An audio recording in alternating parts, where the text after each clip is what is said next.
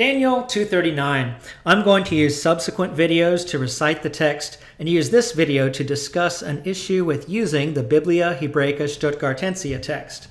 Right now, let's place verse 39 to the right side of the screen, place BHS on the left, and I'm highlighting verse 39, and I'm using red and blue rectangles to draw our attention to one particular word. It's Aleph Resh Ayin, which is earth or world, and each of these has an aleph at the end, which is the determined state, okay? But there's a difference you can see in the vocalization. The vocalization's incomplete for the first one, and then if you look over to the left, there's a circle above the word. That's directing our attention to a Masoretic note in the margins. So now look at this. Here is that Masoretic note in the margin that applies to this word. There's a small 38 that then is directing our attention down to this further note. So we're going to discuss this in a moment, but before we move on to these Masoretic notes, notice the A superscript. That corresponds to note A for verse 39 at the bottom.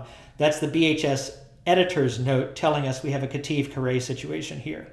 Okay, onward to the Masoretic notes. This is the note made big. There's the 38 that directed us to look down at the Mizora Magna, as it's called, at the bottom of the page. And just to explain, this dot right here is telling us that there's another Masoretic note for this same verse, and that's a separator. But then we get to this 38, right? And this says Mizora Magna 907. That directs us then to this book. Maybe you can find this in a theological library, Mizora Gadola. And note 907 is this. Now we could ask, how in the world are we supposed to figure out what these mean? Well, first, this 907 note is giving us the longer version of the note at the top. It's kind of abbreviated. And what it means is there are 12 superfluous alephs at the end of words. And where are they?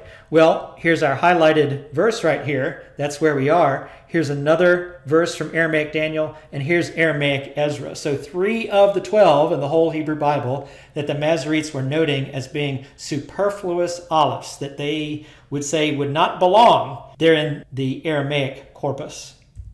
Now, you can go to this book by Kelly, Minat, and Crawford, the Mizora of Biblia Hebraica Stuttgartensia, to decode the meaning of these words. Well, what's the significance of this? Well, when we're discussing this Kativ Kare situation, we know now the Masoretes believed for sure that that aleph did not belong.